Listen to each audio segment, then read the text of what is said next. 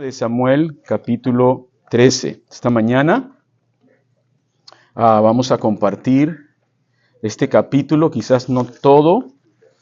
Continuamos este viaje por la vida en el libro de Primera y Segunda Samuel, que ya tenemos más de un año en él, estudiando y orando que el Espíritu Santo pueda aplicar estas historias en nuestra vida, porque por alguna razón están ahí, ¿no es cierto? Yo estaba meditando en esto y pensé que si yo hubiese estado en el círculo del rey David o de Saúl, o hubiese sido ellos, me hubiera asegurado que nada de esto se supiese. ¿Quién quiere que todas tus cosas se ventilen, no? Y a la luz de millones de personas. Sin embargo, debemos dar gracias a Dios que no fue David el que escribió esto, ni Saúl, ni Jonatán, ni nadie de ellos, fue el Espíritu Santo. Entonces el Espíritu Santo tiene un motivo por el cual estas historias están aquí. Y el Espíritu Santo no está sujeto a culturas, ni a lugares, ni a tiempos. Es el mismo que estuvo presente en estos hechos, es el mismo que está aquí con nosotros. Y Él inspiró a estos hombres para que puedan dejarnos estas historias reales, algunas de ellas muy fuertes, en el proceso en el que Dios estaba tratando con el hombre. Dios estaba tratando de acercar al hombre hacia Él, preparando al hombre para el día en que Él vendría a esta tierra, en la persona del Señor Jesucristo. Entonces el Antiguo Testamento trata de Dios tratando con su pueblo Israel, tratando con el hombre, apuntando a la necesidad de un Salvador. Si no hubiese sido necesario, si David hubiese sido perfecto, o Saúl hubiese sido perfecto, vamos a ver Absalón o Amnón, vamos a hablar de ellos, entonces no se necesitaría Salvador. Sin embargo, todo eso apuntaba a la necesidad urgente, vital, de recibir ayuda. Y eso lo vamos a ver en la vida de Jesucristo y en su muerte y resurrección, ¿no es cierto? Pero nos toca esta mañana ver un capítulo que continúa siendo difícil. Y quizás algunos predicadores o pastores quieren pasar rápidamente por él, porque está muy feo. Así que no quiero que se entren en esa percepción, pero es que Dios quiere hablarnos a través de estas cosas importantes a nosotros. ¿Ok? Vamos a hablar de una historia dolorosa, pero que es necesaria. Una historia que nos muestra acerca de las consecuencias del pecado, sobre todo cuando el pecado no es confesado. Es una historia en la que vamos a ver abuso. Es una historia no solamente de abuso, pero también de silencio ante el abuso. Está fuerte eso. Es un pasaje difícil, pero Dios lo ha dejado en su palabra para enseñarnos, pero también para advertirnos como iglesia a siempre estar del lado del Señor y del lado de la verdad. ¿Amén? Entonces vamos a leer, dice el capítulo 13. Voy a leer algunas porciones largas y después comentamos. Dice, aconteció que después de esto, que teniendo Absalón, hijo de David, una hermana hermosa, que se llamaba Tamar, se enamoró de ella Amnón, hijo de David. Y estaba Amnón angustiado hasta enfermarse por Tamar, su hermana. Pues por ser ella virgen, le parecía a Amnón que sería difícil hacerle cosa alguna. Y Amnón tenía un amigo que se llamaba Jonadab, hijo de Simea, hermano de David. Y Jonadab era hombre muy astuto, y éste les dijo, hijo del rey, ¿por qué de día en día vas enflaqueciendo así? ¿No me lo descubrirás a mí? Y Amnón le respondió, yo amo a Tamar, la hermana de Absalón, mi hermano. Y Jonadab le dijo, acuéstate en tu cama y finge que estás enfermo. Y cuando tu padre viniere a visitarte, dile, te ruego que venga mi hermana Tamar para que me dé de comer y prepare delante de mí alguna vianda, para que al verla yo la coma de su mano. Se acostó pues Amnón y fingió que estaba enfermo y vino el rey a visitarle. Y dijo Amnón al rey, yo te ruego que venga mi hermana Tamar y haga delante de mí 2 hojuelas para que coma yo de su mano. Y David envió a Tamar a su casa, diciendo, ve ahora a la casa de Amnón, tu hermano, y hazle de comer. Y fue Tamar a casa de su hermano Amnón, el cual estaba acostado. Y tomó harina y amasó e hizo hojuelas delante de él y las coció. Y tomó luego la sartén y la sacó delante de él. Mas él no quiso comer, y dijo a Amnón: echad fuera de aquí a todos. Y todos salieron de allí. Entonces Amnón dijo a Tamar: trae la comida a la alcoba, para que yo coma de tu mano. Y tomando Tamar las hojuelas que había preparado, las llevó a su hermano Amnón a la alcoba. Y cuando ella se las puso delante para que comiese, asió de ella y le dijo: ven, hermana mía, y acuéstate conmigo. Ella entonces le respondió: no, hermano mío, no me hagas tal violencia, o no me hagas violencia, porque no se debe hacer así en Israel. No hagas tal vileza, porque ¿a dónde iría yo con mi deshonra? Y aún tú serías estimado como uno de los perversos en Israel. Te ruego, pues, ahora que hables al rey, que él no me negará a ti. Mas él, ¿qué dice? No la quiso oír, sino que pudiendo más que ella, la forzó y se acostó con ella. Señor, esta palabra que acabamos de leer es dura, es difícil, pero Señor, es tu palabra.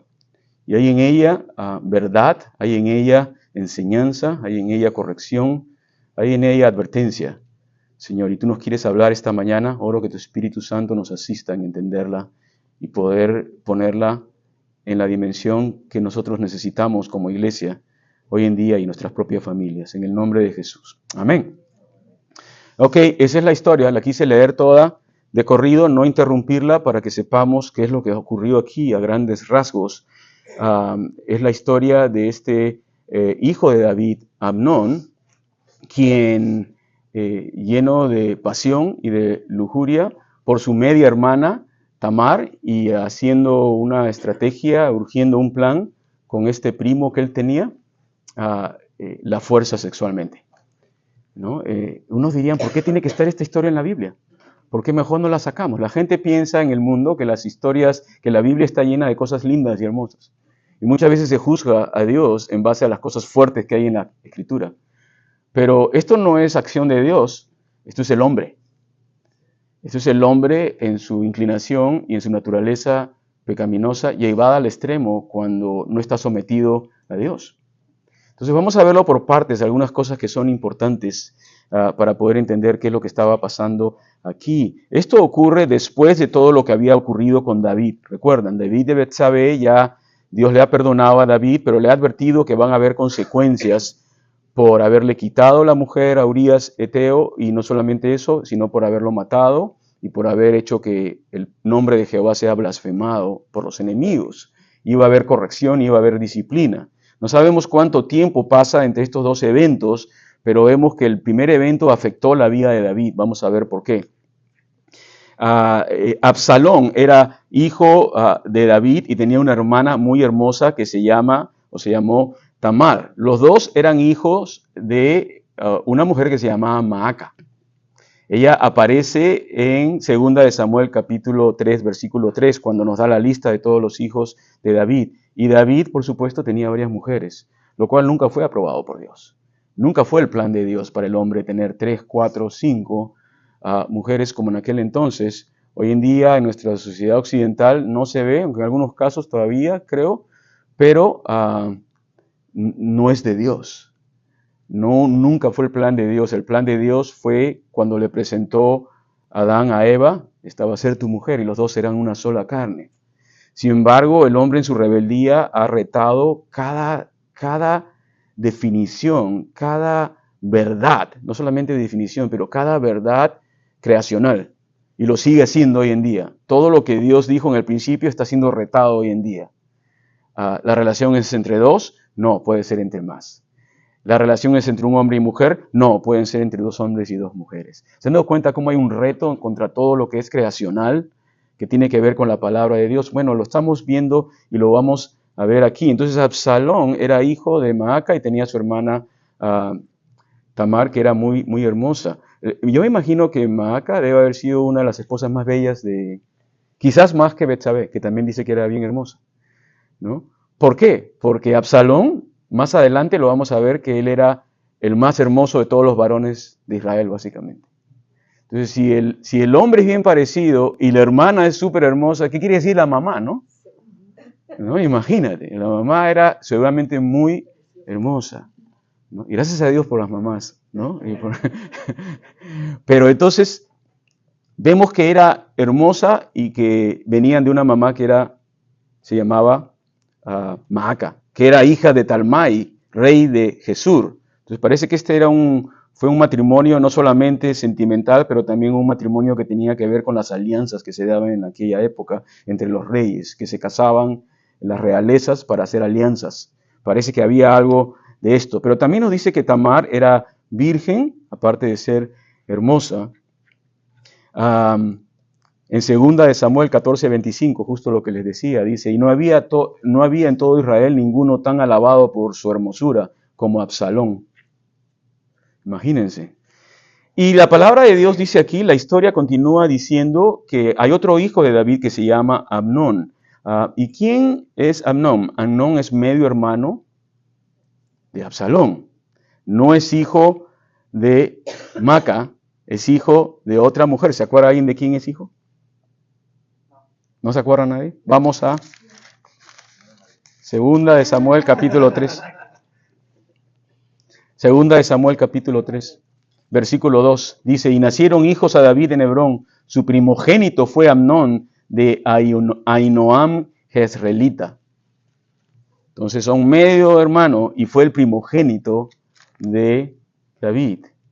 Y casi siempre el primogénito tenía un lugar muy especial en el corazón de un padre. Creo que hasta ahora, aunque no debería ser muchas veces, pero es así. El primogénito tenía un lugar muy especial en el corazón de David, seguramente. Pero nos dice que este Amnón se había enamorado de Tamar. Y no solamente se había enamorado, dice aquí se enamoró de ella, pero estaba angustiado hasta enfermarse por Tamar, su hermana, pues ella era virgen. Ahora, cuando la palabra de Dios dice acá que él se enamoró de ella, no debemos entenderlo como tú estás pensando en estos momentos, porque vamos a ver por el resto de la historia que aquí no hubo amor. Lo que hubo realmente es un deseo, un querer, una pasión muy fuerte. Es diferente decir te quiero que te amo, pienso yo. Aunque los dos pueden ser complementarios, pero en realidad vamos a ver por la historia que lo que Amnón sentía por su media hermana no solamente era algo perverso, pero era algo de su carne, y que él alimentó y lo llevó al extremo de cometer lo que él cometió. Así que algunos dirían, bueno, pero acá dice que él amó. Vamos a hablar un poquito de eso. En segundo lugar, era una relación prohibida y incestuosa. La palabra de Dios claramente ya lo había advertido. En Levíticos capítulo 18, versículo 6, pueden ustedes leer todo el capítulo de Levíticos si gustan, que hay instrucciones claras de Dios para con Israel en el sentido de la conducta sexual que él esperaba de su pueblo, pues ellos vivían en medio de naciones paganas, de los cananeos, que tenían prácticas sexuales que hoy día estaríamos, bueno, las vemos hoy día todavía, lamentablemente, y muchas veces en círculos que tú no te imaginas. Pero había mucha perversión, muchísima perversión, y Dios quería separar a su pueblo y que no se contaminen con esas prácticas. Así que en Levíticos 18:6, Dios le había advertido a Israel, ningún varón se llegue a parienta próxima alguna para descubrir su desnudez. Entonces, parienta próxima incluía toda la familia, ¿no? Cercana, entre ella la media hermana, ¿no les parece? Pero si eso no es suficiente, en Levíticos 18:11, Dios especifica y dice, la desnudez de la hija de la mujer de tu padre, engendrada de tu padre, tu hermana es. Su desnudez no descubrirás. Estaba claramente especificado por Dios. Porque alguno podía pensar, bueno, es mi media hermana. Pero para Dios no es así, es tu hermana. Y no debes hacer esto. Más adelante dice que los que harían estas cosas tendrían que ser desterrados del pueblo y muertos. Para no contaminar con las costumbres de las naciones paganas. Así que vemos que no solamente era una pasión perversa y desordenada que él alimentó, pero también era condenado por la palabra de Dios, por el orden creacional de Dios. Sin embargo, dice que Él amó. Y algunos dirían, bueno, todo lo que se necesita es amor. Estaba pensando en estas cosas en nuestra cultura, porque en nuestra cultura tú le echas la etiqueta de amor y justificas todo.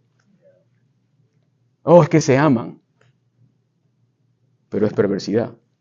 Pero se aman. Pero es perversidad. No puede haber amor sin verdad.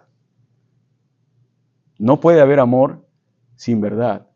Y para nosotros que hemos conocido a Cristo sabemos que la verdad es la palabra de Dios.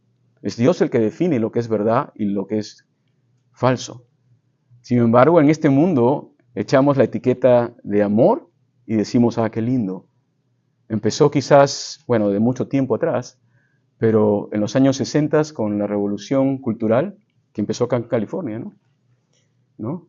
El movimiento grande de jóvenes rebeldes que se rebelaron y comenzaron a hablar del amor libre.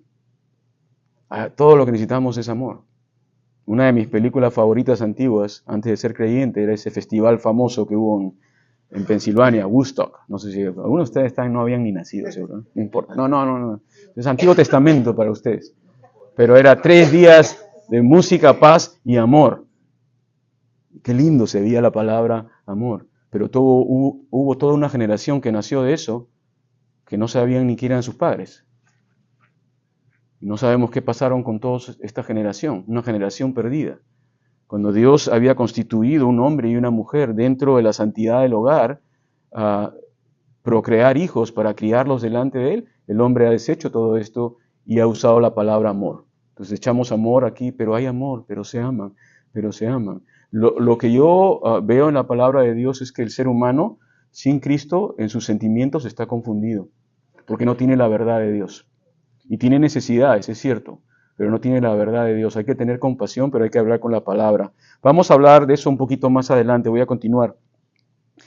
Yo escribí esto, ¿no? Muchas pasiones que van en contra del orden natural son glorificadas hoy en la sociedad contemporánea bajo la etiqueta del amor. Entre ellas, amor libre, ¿no? No solamente hablamos del amor entre 2 hombres o entre 2 mujeres, entre comillas la palabra amor estoy usando, ¿no? Pero, ¿qué diríamos del amor libre? En muchas iglesias hoy en día, si tú haces consejería matrimonial para jóvenes, entre comillas, cristianos, casi el 80% conviven. O quizás hasta el 90%. Yo lo he visto porque he hecho mucho de eso. Y cuando han venido para nosotros para consejería matrimonial, muchos que dicen seguir a Cristo conviven sin haber santificado su relación delante de Dios a través del matrimonio. Pero la excusa es, bueno, nos amamos. Bueno, no dudo que se ames, pero no puedes amar de verdad si no estás practicando la verdad. No puedes entender lo que es el amor sacrificial, porque dice la palabra que el amor no se goza en la injusticia, se goza en la verdad. 1 Corintios capítulo 13, versículo 11, creo. El amor no se goza en la injusticia, pero se goza en la verdad. ¿Y en qué verdad? ¿La verdad del mundo? No, la verdad de la palabra de Dios. Entonces, como creyentes tenemos que decidir, ¿no? Ahora, muchos de nosotros fuimos rebeldes en algún momento en nuestras vidas contra la verdad de Dios y fallamos delante de Dios. Pero hemos venido a Cristo y el Señor nos ha limpiado y nos ha restaurado. Y ahora tenemos la oportunidad de hablar con otros, de contar nuestras experiencias para que otras personas también puedan darse cuenta y ser fieles al Señor con la verdad de su palabra. Amén. Sigamos, versículo 3 dice que Amnón, bueno, estaba sujeto con todas estas pasiones desordenadas y no sabía qué hacer y tenía un amigo, entre comillas, esos amigos. Uno se llamaba Jonadab, que era hijo de Simea, hermano de David, o sea, era primo de David. En realidad, Amnón y este señor Jonadab eran chicos privilegiados, eso es lo que eran. ¿Ah? Juniors. Privilegiados, ellos vivían en el palacio. Ellos tenían toda la mano. Y por la historia que vamos a ver, David parece que no fue bueno en corregir. Y David no fue bueno en hablar la verdad. Quizás porque tenía tantas esposas y tantos hijos y paraba en batallas todo el día y no estaba en la casa. Papá, que estás aquí sentado, o papás que tú quieras hablar, habla con ellos. Dile a los papás que tienen que estar en la casa, tienen que ministrar a sus hijos, tienen que estar con ellos, tienen que invertir tiempo con ellos. No es simplemente mandarlos a la iglesia, al grupo de jóvenes, es más que eso. No es simplemente mandarlos al colegio cristiano. Yo lo he vivido. No, es mucho más que eso. Es tú y tus hijos y tu relación con Dios y amarlos y mostrarles una alternativa para que no tengan que pasar muchas veces por lo que tú pasaste. Esa es la idea. Y seamos fuertes en esto. A veces uno piensa, no, pero yo no puedo, no, que yo no. Sí puedes. En Cristo tú puedes todo porque Él te fortalece. Y si muchas veces pensamos que por nuestros errores estamos descalificados para poder ministrar a otros, estamos equivocados con el concepto de la gracia. No entendemos bien la gracia, porque la gracia es completa. Somos restaurados, somos limpiados, no lo merecemos, pero aún así, y el Señor quiere usarnos en su gracia. No somos usados por obras. De igual manera que no somos salvos por obras, tampoco somos usados por obras.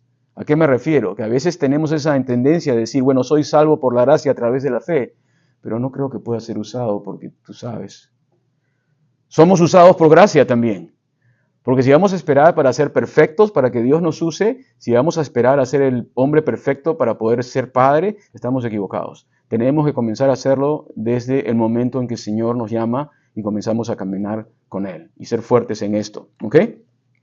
Entonces, yo esto llamo la primera línea de defensa o la segunda línea de defensa. La primera línea de defensa es la palabra. Si Amnón, él hubiera tenido una relación personal con Dios y se hubiera acordado de Levíticos 11:8 y hubiera dicho, oye, eso está mal, ¿no? Claramente dice que ella es mi hermana, no puedo hacer esto. Quizás no podía evitar sus deseos, pero la palabra de Dios hubiera sido un freno. Entonces, la primera línea de defensa para tu vida es la palabra de Dios. El problema es cuando te alejas de la palabra de Dios, entonces ya no está en la primera línea. Lo ves todo borroso. Pero si tienes la palabra de Dios delante, ¿no? Entonces dices, yo no puedo hacer esto. Muchas veces no podemos evitar deseos que vienen a nosotros, pero la palabra de Dios es la primera línea. ¿Cuál es la segunda línea si falla la primera?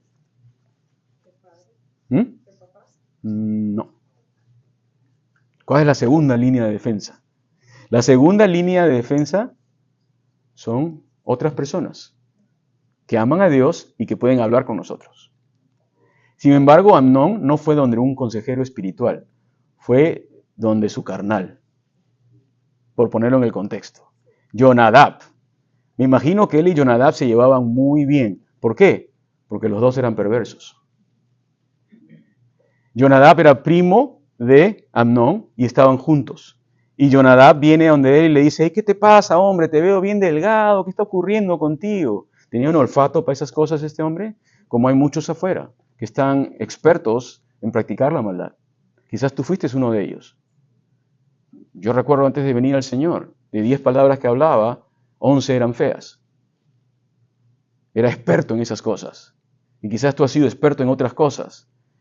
Y este hombre era experto en practicar la maldad. Y discernió, y Satanás lo usó, y se acerca a él y le dice que era un hombre muy astuto, dice la palabra de Dios. Pero no fue una buena influencia para él. Yo escribí esto, debemos elegir quiénes son nuestras influencias y quiénes son nuestros amigos y a quiénes escuchamos cuando estamos en necesidad de Dios. Tenemos que elegir sabiamente eso. Yo creo que para todo hombre y mujer siempre necesitamos una o dos personas en los que tú puedas confiar y en los que puedan ser tu segunda línea de defensa cuando la primera está flaqueando y decir, necesito tu ayuda, está pasándome esto. Y ese hombre puede orar por ti o esa mujer puede orar por ti y ayudarte. Lo que llaman en inglés accountability y aquí dicen rendir cuentas. Es muy importante porque todos podemos llegar a situaciones quizás no tan extremas como estas o quizás sí, yo no lo sé. El asunto es que este Jonadab, primo de Amnón y sobrino de David, era otro chico privilegiado y era muy astuto, pero para el mal, ¿no? Y en realidad era un hombre de corazón perverso. Yo escribí esto, no tiene que ser, no lo estoy contextualizando, pero no quise decirlo así, pero dice, un amigo carnal es un enemigo espiritual. Un amigo carnal es un enemigo espiritual, porque ¿a dónde te va a llevar? Yo tuve que decidir en mis primeros años de creyentes si iba a seguir con un grupo de amigos o no. Tuve que decidirlo. Tenía muchos amigos ahí en mi barrio y algunos de ellos llegaron al Señor, pero se apartaron. Yo recuerdo un día estaba saliendo de mi casa, tenía mi Biblia y estaba caminando para tomar el bus para ir a la iglesia Estaba caminando y me encuentro con un carro lleno de mis amigos y ellos antes iban a la iglesia, pero ya no iban. Me dice, César, ¿a dónde vas? Voy a la iglesia. Ah, vamos a la playa. Ahí tenemos esto y el otro. No, le digo, no, voy a la iglesia. No, que vamos, que súbete, que ya un domingo, no pasa nada. Así empieza, pues, un domingo te dicen. Yo subo ese carro y ya para mí no es un domingo, son 10 domingos probablemente. Ya no quería regresar. No sé, que el Señor me dio fuerza y dije, no, lo siento, no, voy a ir a la iglesia. Y fui, tomé mi bus, ¿no? Ese carro, exactamente ese carro, ahora me acuerdo, quizás unos 2, 3 años después, uno de mis amigos que estaba ahí tuvo un accidente en ese carro y ese carro se volteó en el accidente y se incendió con mi amigo adentro. Y una persona vino corriendo y rompió el windshield y lo sacó. Y le dijo, Dios te ha dado una segunda oportunidad, le dijo a mi amigo. Y ese mismo auto en el que yo me iba a subir. Entonces, lamentablemente mi amigo unos años después murió en otro accidente. Entonces, tú tienes que elegir quiénes son las influencias en tu vida. Tienes que ser fuerte. Si tú eres débil en un área y te juntas con personas que no te ayudan en eso, es tu responsabilidad total.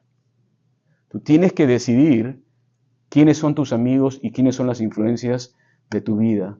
Sé sabio en tus decisiones. Es todo lo que puedo decir con respecto a eso. Yo he fallado algunas veces, les digo, es lamentable, así que no tengas ese error, no cometas ese error. Vamos a ver que Amnón cometió ese error. El consejo de Jonadab fue terrible, ¿no? ¿Cuál fue su consejo? Mira, bueno, aparte de toda la trama que le dice, miraste el enfermo y todo eso, ¿no? Y después tu papá va a venir, David, y tu papá, pues tú eres el engreído, ¿no? Tú le puedes decir lo que sea al papá, y el papá te va a querer agradar. Y le dice, mándame a mi hermanita. O sea, le da un consejo, y yo, cuando ves ese consejo, estaba diciéndolo básicamente, compórtate como un chico engreído con tu papá. Porque tu papá te va a dar todo lo que tú quieres. Y tú le dices, mándame a mi hermana que me cocine una torta, un pastelito ahí, ¿no? Tremendo viejonazo. Es un chiste de pretexto. Y David concede eso. En lugar de David haberlo mirado y haberle dicho, sí que estás enfermo, a ver, ven para acá, no tienes nada, anda. No tenía nada. Pero el David, ay, pobrecito, está enfermo. Los chicos son muy astutos cuando no quieren ir a la escuela, ¿no? Mamá, ¿cómo hacías tú? ¿Te acuerdas? ¿Cómo hacías tú? Yo tenía mis técnicas para subirme la temperatura, no les voy a contar a ninguno. No estoy orgulloso de eso, pero tenía algunas técnicas que funcionan, ¿eh? Nunca se las conté a mi mamá, uy, pobrecito, estoy viviendo en fiebre. No tenía nada, ¿no? Me quedaba en la casa y sin hacer nada, ¿no? Entonces, muchas veces los niños y también los adultos comienzan a fingir ciertas cosas porque quieren obtener otras cosas. ¿Sabes cómo se llama eso? ¿Nadie sabe? Manipulación. Te manipulan los sentimientos. Te manipulan. Ten cuidado con que alguien te manipule, sean tus hijos, o sea un amigo o alguien más. Porque hay detrás otras intenciones. Ten cuidado con eso. Así que Jonadab le da el consejo y le dice, manipúlalo a tu papá para conseguir lo que tú quieres. En otras palabras, el consejo es, trae a tu hermana que te cocine y cuando esté ya vulnerable delante de ti, como eres el hijo del rey, la tomas. En otras palabras, le estaba diciendo, ¿sabes cuál es el consejo? Satisface tu cuerpo, arruina tu alma. Es el consejo. Vive para ahora, olvídate del futuro.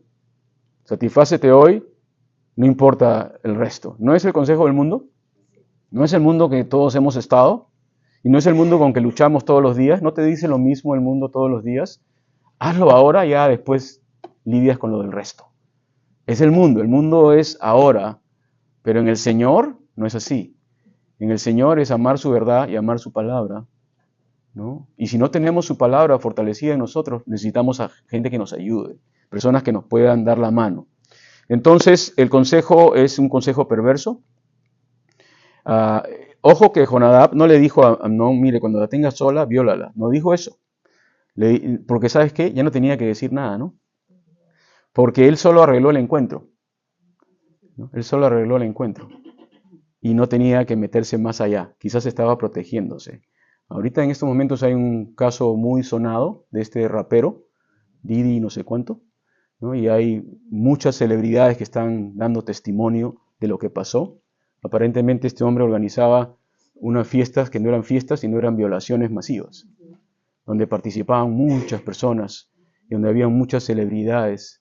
Y la mayoría de esos dicen, sí, yo estuve en la fiesta, pero no vi nada. Yo no vi nada. Todos dicen, no, yo no escuché, no vi. ¿No? Y esa es la astucia del mundo. La astucia del mundo es, no te comprometas tanto para que no te digan nada. Avanza hasta ahí nomás. Pero eso es tan igual de perversidad como ir hasta todo, ¿no? Porque eres copartícipe. Y eso es lo que estaba pasando. Dios es un Dios de justicia. Él va a traer justicia a todos estos casos, más que el hombre.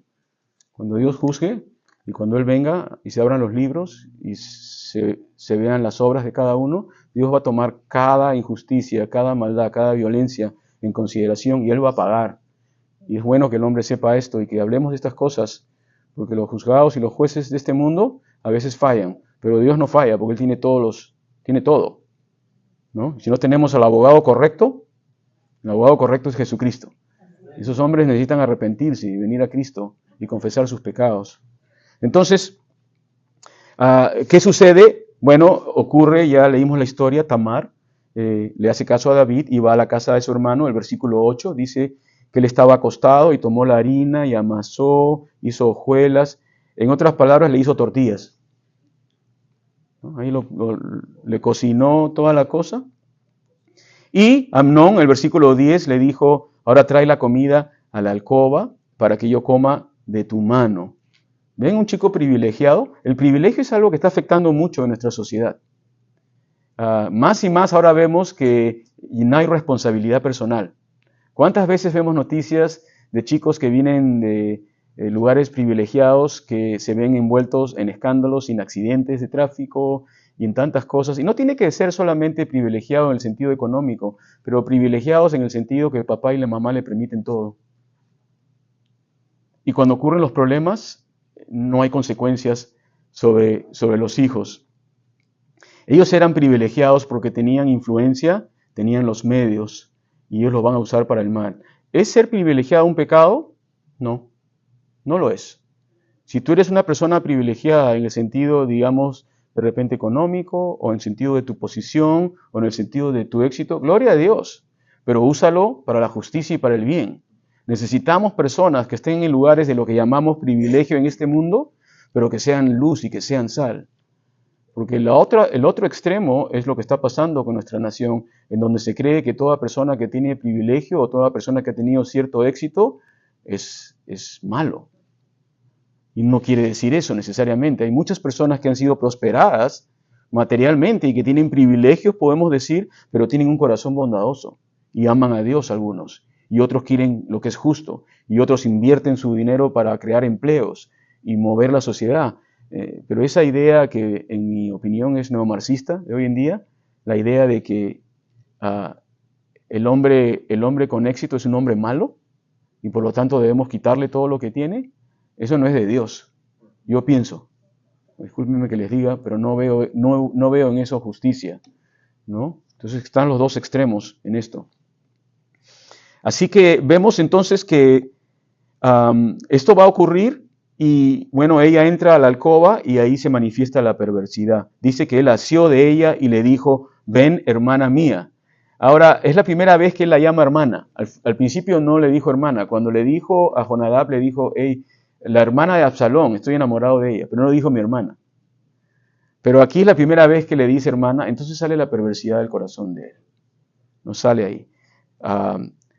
Y Tamar reacciona y le dice, ¿a dónde voy a ir con mi deshonra? La historia, bueno, la vemos entre letras, pero no sabemos todo el drama que está detrás, ¿no? Todo lo que está ocurriendo, el tono de voz, la desesperación y todo eso que está en la historia. Y ella dice, ¿a dónde voy a ir? Lo trata de que fue la tercera línea de defensa, ¿no? La segunda línea de defensa hubiera sido un hombre de Dios que ayude y aconseje a Amnón, ¿qué vas a hacer? Estás loco. Vamos a orar al respecto. Vamos a hablar con una persona. La tercera línea de defensa, ¿sabes quién era? Era la víctima. Diciendo, por favor, no hagas esto. No debes hacerlo. Sin embargo, no escuchó y pasó lo que pasó, cegado por su lujuria, no se detuvo. Y en realidad, Amnón revela su corazón. Era un hombre violento, era un hombre perverso y era lo que en la sociedad se llama un bruto. Eso es lo que era. No tenía respeto por la debilidad ni por su propia situación. Ahora, me impresionó esto, y nuevamente, creo que no hay nadie libre de pecado en el sentido de conducta sexual. ¿Ok?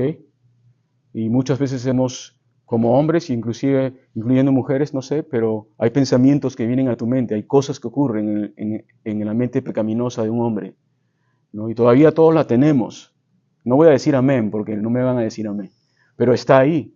Pero yo tengo que someter mis pensamientos al Espíritu de Dios y tengo una relación con Dios y dejar que Él gobierne sobre esas cosas y detenerlo con la palabra de Dios y traer personas a mi vida que puedan ayudarme, ¿no? Pero eso no es lo que está ocurriendo aquí, pero comencé a leer y comencé a investigar. En el año 2006 hay una mujer que se llama Torana Burke. ¿Saben quién es Torana Burke? En 2016 ella inicia un movimiento que se llama Me Too. Es una mujer de color. Ella inicia este movimiento en el 2006, tratando de atraer la atención sobre el problema del abuso sexual en nuestra sociedad, incluyendo harassment y todo ese tipo de cosas. Pero no pasó nada hasta el 2017, donde hay un caso muy conocido acá en los Estados Unidos con este productor en Hollywood, Harvey Weinstein. No sé si han escuchado de él, lo tienen que buscar mucho. Pero es un caso muy conocido donde mujeres lo acusan de él haber tenido una conducta predatoria por años y haber violado y lastimado a muchas mujeres dentro de la industria de Hollywood. Hollywood se ve bien bonito, pero hay tanta basura metida ahí. Tanto espíritu que no es del Señor y que gobierna esos círculos de influencia y que están moldeando la mente de generaciones completas. ¿Y dónde crees que está situado eso? Aquí en California. ¿Sabes que el Señor Jesús dijo que debemos ser luz en medio de las tinieblas? Y que una luz no se puede esconder, no se pone debajo de la cama, sino arriba. Ese es el lugar en que estás tú y yo. Muchos piensan, bueno, California es un lugar tan horrible en el sentido moral y todo eso que mejor nos vamos. Algunos piensan así, está bien, tienes familia, puedes pensar eso. Pero no dice la palabra de Dios que tú no pones una luz y la escondes debajo, sino la sacas para que brille en lo alto. Yo pienso que más y más en el amor del Señor vamos a tener que hablar la verdad claramente de lo que está ocurriendo en nuestra sociedad, porque está afectando la vida de muchos. Este caso dio esta señora Torana Burke en el 2017, es cuando el movimiento Me Too se hace conocido, ¿no?, en los Estados Unidos y se vuelve viral en todo el mundo. Y comienzan a aparecer miles y cientos de miles y millones de mujeres que van a decir, yo también fui abusada, pero nadie me creyó y nadie me escuchó. Yo también.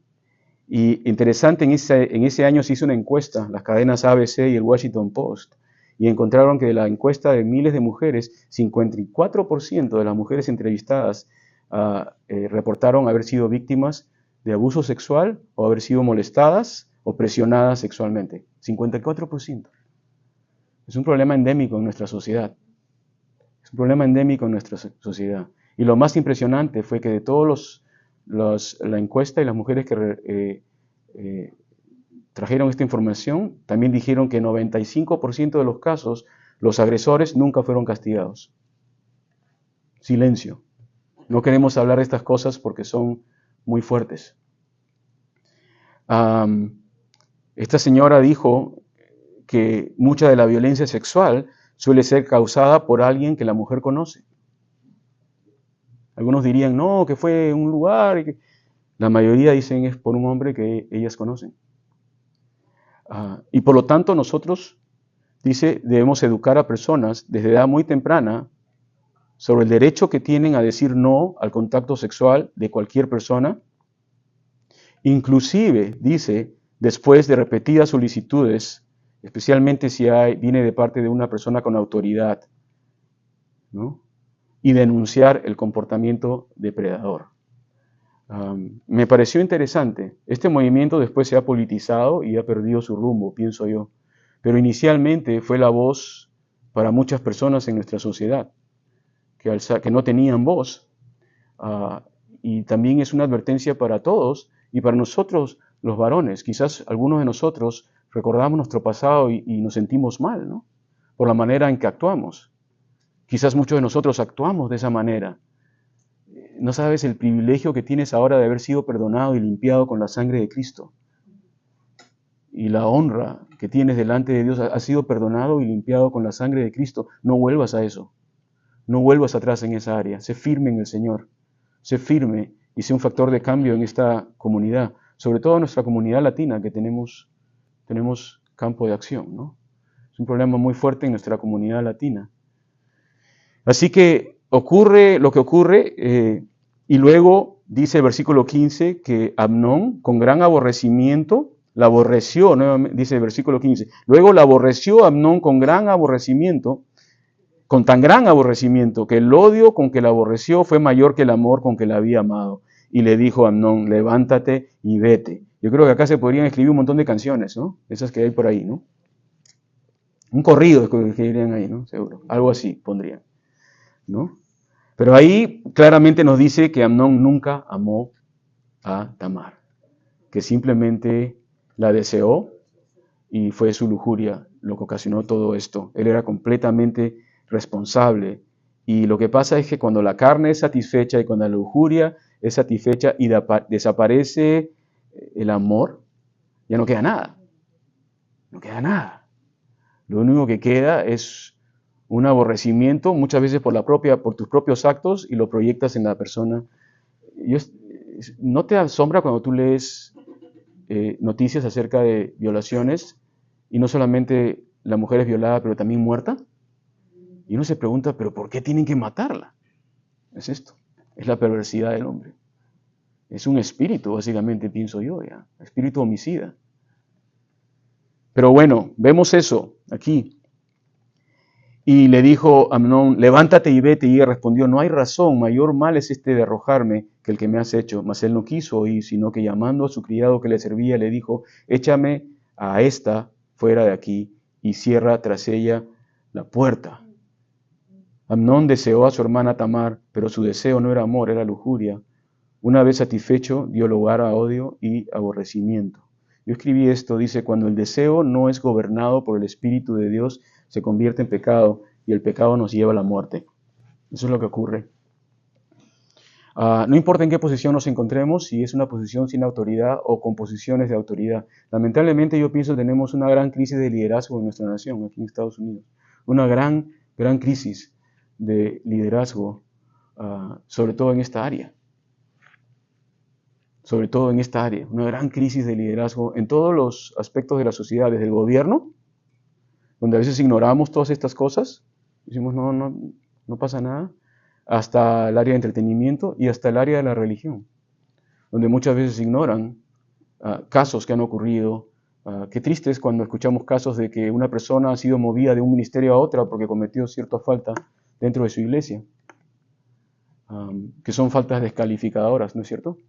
Y se tienen que hablar claramente para que haya restauración. No quiere decir que una persona no puede ser perdonada, pero creo que ocultarlo es lo peor que uno puede hacer, lo peor que se puede hacer. Y el daño más grande ha venido cuando se han ocultado cosas y cuando después han tenido que salir a la luz y ha sido el daño tremendo, ¿no es cierto? Así que vemos esto que está ocurriendo aquí, aplicación. Hoy más que nunca debemos enseñar a nuestros jóvenes, ¿no?, a lidiar y traer sus pasiones delante de Cristo, a buscar consejos, y también debemos educarlos a tratar a otras personas con pureza y con respeto. Porque el deseo desordenado terminará destruyendo vidas. Ahora, ¿qué pasa después?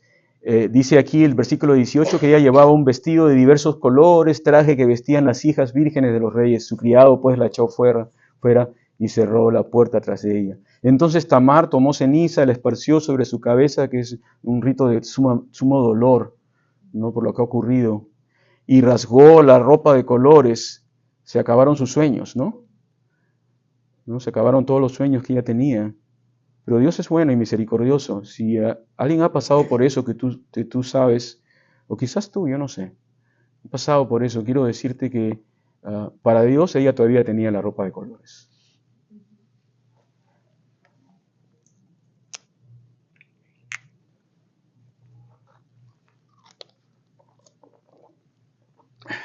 Porque esa es la restauración del Señor. ¿Amén? Ok. Dice, y le dijo su hermano Absalón, ¿ha estado contigo tu hermano, Amnón? Pero calla ahora, le dice, hermana mía, tu hermano es, no se angustie tu corazón por esto. Y se quedó Tamar desconsolada en casa de Absalón, su hermano. Y luego que el rey David oyó todo esto, se enojó mucho. Mas Absalón no habló con Amnón ni malo ni bueno, aunque Absalón aborrecía a Amnón, porque había forzado a Tamar, su hermana. Entonces, ¿qué ocurre aquí? Tamar va a la casa de su hermano y su hermano, por supuesto, se da cuenta de lo que ha ocurrido y le ofrece refugio a su hermana. Pero acá vienen los problemas. Dice aquí la palabra de Dios que Absalón no le dijo nada a Amnón, ni bueno ni malo. ¿Qué piensas de esto? ¿Debió haberle dicho algo? Si yo fuese el hermano, yo me voy de frente contra él y agarro un palo bien grande. Discúlpenme. Tienes que defender al débil. No puedes permanecer neutro ante el abuso. No puedes hacer eso. No puedes hacer como cristiano y permanecer neutro cuando hay abuso. Y decir, no digas a nadie porque va a ser un escándalo. No, tienes que detener lo que es injusto. Y la iglesia tiene que tomar un rol más activo en ser fuerte en estas cosas. Cuando viene una persona dentro de una congregación con una intención, otra que seguir al Señor, y simplemente actúa como lobo tratando de capturar a una persona, si tú sabes de eso, tienes que confrontarlo. Tienes que hablarle con la palabra de Dios y tienes que decirle, tú no perteneces a este lugar, salte de aquí. Yo lo creo 100% que la iglesia debe tomar ese... Y los pastores tienen que ser firmes con esto. Lamentablemente he visto que muchas veces no lo han sido. Y eso es un motivo de mucho dolor a personas y sobre todo víctimas, que dicen ni siquiera me defienden aquí. Si nosotros, que somos los pastores del rebaño, no defendemos a las ovejas, ¿quién las va a defender? Si alguien viene aquí con una intención que no es buscar al Señor, no que sea perfecto, pero es buscar al Señor, y es buscar restauración y buscar ayuda, pero viene con una intención diferente y nosotros sabemos de eso, para afuera, no perteneces aquí. Pero si vienes aquí para buscar al Señor y vienes aquí porque quieres seguir a Cristo, estás arrepentido, todo eso, amén. Nos abrazamos, nos amamos, yo soy uno de ellos que busco eso todos los días, no soy perfecto, pero no podemos permitir dentro de la iglesia cosas así. A mí me han tocado ya 2 o 3 casos que fueron muy fuertes, pero fueron necesarios. No quiere decir que la persona que es confrontada no puede arrepentirse. Sí puede arrepentirse, pero es necesario que él experimente ese rechazo para que él pueda tener convicción del Espíritu Santo si realmente es creyente. Si no es creyente, bueno, evidentemente, pero si es creyente de verdad, esa es la única manera. Vemos un caso en 1 Corintios, donde sabemos que había un hombre que tenía por mujer la mujer de su padre. Y no sabía la iglesia qué hacer con él. Y Pablo va a decir que no saben qué hacer con él. Yo, junto con el Espíritu del Señor, ya me pronuncio, ¿no? Sea tal entregado a Satanás. ¿No dijo Pablo? Sin embargo, la iglesia contemporánea es, no hagamos nada, ahí nomás. Es que no, hay cosas que no pueden ser toleradas. Algunos me mirarán y me dirán, bueno, y nuevamente, ¿no? No se trata de perfección, pero se trata de ser firmes. Se trata de ser firmes, sobre todo cuando hay casos de este tipo. En este caso yo pienso que Absalón debió haber agarrado a su hermano y decir, vengan por aquí, y enseñarle un par de lecciones. Y decirle, anda y arrepiéntete y pídele perdón en este momento. Y ahora anda donde David, mi papá, y pídele perdón. Y ahora te vas de acá por un tiempo. Porque no se podían hacer nada más. ¿Qué lo podían hacer? ¿Matarlo? No sé. Tampoco vamos a dar lugar a la ira, ¿no? Porque la ira del hombre no se mueve la justicia de Dios. Entonces no estoy diciendo, discúlpeme si les dije que quería agarrar un palo, creo que me salió la justicia del hombre. Me salió la justicia. No, era el martillo del chapulín, ese de plástico. No era de verdad. Pero a veces si salen esas cosas hay que tener cuidado. Yo tuve una experiencia así, que tuve que pedir a otra persona que esté conmigo, para que no me salga eso. Ok. David dice que se enojó mucho, así que el hermano se quedó callado y comenzó a alimentar un sentimiento de venganza, porque dice que él aborreció a Amnón porque había forzado a su hermana. Y ahí también yo veo un pecado grande, ¿no? Porque Absalón debió haber hablado, debió haber confrontado, eso hubiera dado lugar a que no crezca ese sentimiento terrible en el corazón de él. David dice que se enojó mucho, pero ¿sabes lo que hizo David? Nada. Entonces uno se molestó y se quedó callado y lo odió. El otro Se enojó mucho, hizo una pataleta, pero no hizo nada. Era el rey, era el padre, tenía poder para corregir, para hacer justicia, pero guardó silencio. Entonces creo que aquí la lección es, no basta con indignarse ante el mal. Dios nos llama a actuar con justicia. Cuando callamos ante el pecado, permitimos que crezca. Y la iglesia no puede ser cómplice por omisión. No podemos ser cómplices por omisión.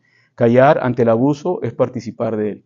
Entonces debemos ser firmes en esto cuando sea necesario. Ahora, ¿qué estamos hablando? De que si alguien sabe un caso de este tipo, venga y lo hable a todo el mundo. No, muchas veces va a ser en un círculo pequeño.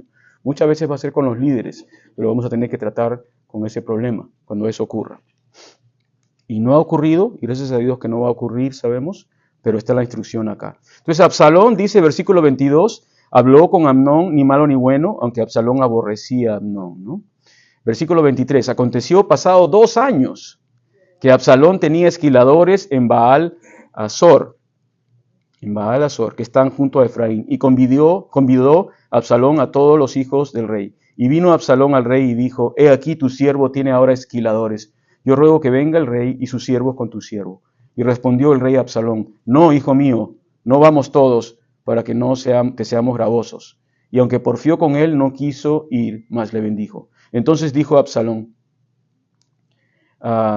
pues si no, te ruego que venga con nosotros Amnón mi hermano. Y el rey respondió, ¿para qué ha de ir contigo?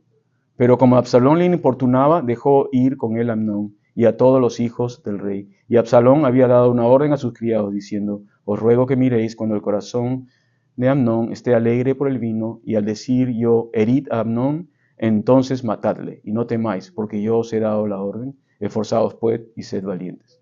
Y los criados de Absalón hicieron como Amnón, con Amnón, como Absalón les había mandado. Entonces se levantaron todos los hijos del rey y montaron cada uno a su mula y huyeron. Vamos a dejarlo ahí para poder llegar al bautizo en este momento. Pero 2 años de silencio, 2 años de no hablar del problema, es bastante tiempo, porque el corazón del hombre es perverso, ¿no? Se comienza a alimentar de cosas y todo ese tipo de cosas. Es bueno hablar. Si tú tienes sentimientos profundos en tu corazón, sentimientos que no pueden ser controlados, háblalo con alguien. Habla con un consejero, habla con el pastor, habla con un líder, alguien que tú puedas respetar.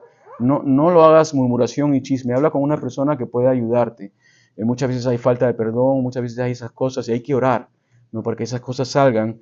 Pero Absalón no habló con nadie, él ya había determinado hacer lo que hizo, ¿no? Engañó nuevamente a David, y cuando le dijo a David, manda a mi hermano también para que él venga, Amnón, sabiendo que el hermano había violado a la hermana, David le dice, ¿y para qué? ¿Qué debió haber hecho David ahí? ¿Tú crees que soy tonto? No, él no va a ir, ¿no? ¿Qué vas a hacer? Sin embargo, David nuevamente muestra debilidad y lo manda a su hijo Amnón, y finalmente Absalón mata a Amnón a través de sus criados. Entonces vemos que David, la casa de David está sufriendo, ¿no? Está sufriendo la casa de David, y Dios quiere evitar el sufrimiento entre su pueblo.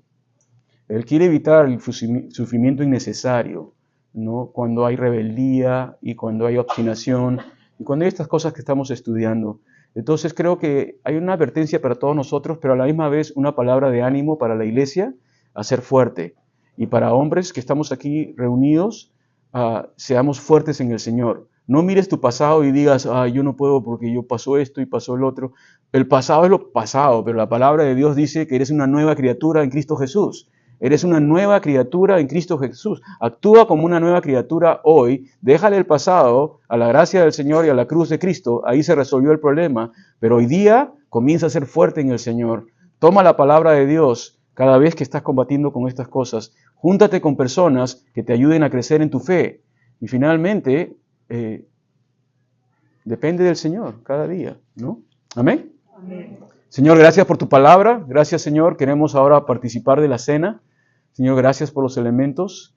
Padre, esta mañana, antes de acercarnos a la cena, Señor, queremos reconocer nuestros pecados, Padre. Queremos estar limpios delante de ti, Señor. Señor, tú inspecciona nuestros corazones. ¿Por qué no tomamos en este momento quizás 1 minuto o 2 para orar al Señor? Si hay algo que tienes que traer delante del Señor en este momento, tráeselo, ¿no? El Señor es bueno, misericordioso. Él nos limpia, Él nos perdona. Háblale al Señor en silencio.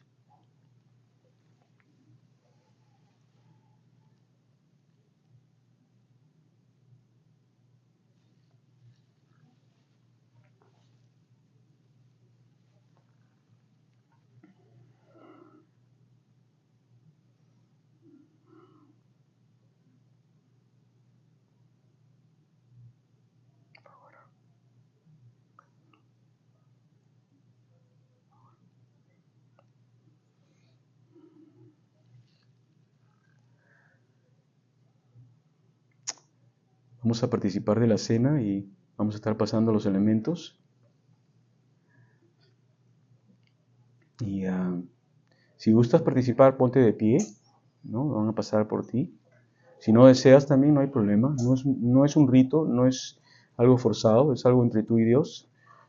Su palabra dice que si confesamos nuestras faltas, Él es fiel y justo para perdonarnos y limpiarnos de toda maldad, ¿no? Y en su presencia no queremos estar. Ese es un buen momento para acercarte al Señor, ¿no?